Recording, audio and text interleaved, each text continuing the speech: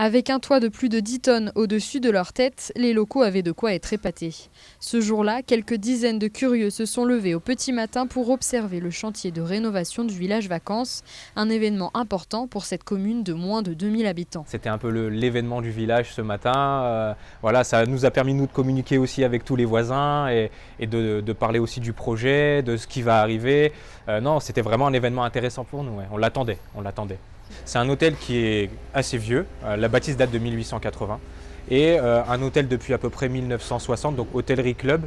Alors pourquoi club? Parce qu'on reçoit essentiellement l'été, je dis bien, des familles, et on propose à côté des excursions. Voilà, on veut vraiment amener un petit cocon familial. Si le bâtiment a déjà été rénové 5 fois, les derniers travaux datent de 1990 et cette fois, la nouvelle toiture a été entièrement montée au sol, puis transportée sur le bâtiment à l'aide d'une grue. Dès qu'on a fait les plans, on a vu qu'il fallait qu'on fasse cette étape pour monter cette charpente, donc ça c'était anticipé. Et maintenant on va pouvoir avoir vraiment toute la partie tour au sec et pouvoir travailler vraiment dedans. Jusque-là on était un petit peu bloqué par le fait qu'on n'ait pas ce morceau de toiture. Je pense que c'est quand même un bâtiment qui est très emblématique pour le port de Menton-Saint-Bernard. Toutes les générations l'ont vu évoluer petit à petit et là encore aujourd'hui on le retrouve complètement renouvelé tout en gardant vraiment l'esprit d'origine du bâtiment.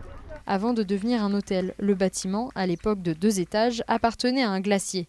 Mais depuis 1965, l'emblématique pavillon des fleurs appartient à une association de tourisme social. Ternelia veut donner accès aux chambres d'hôtel près du lac à des familles modestes. Prix de départ 100 € la nuit. Les premières chambres seront réservées début juillet, si tout se passe bien et si le toit reste bien en place.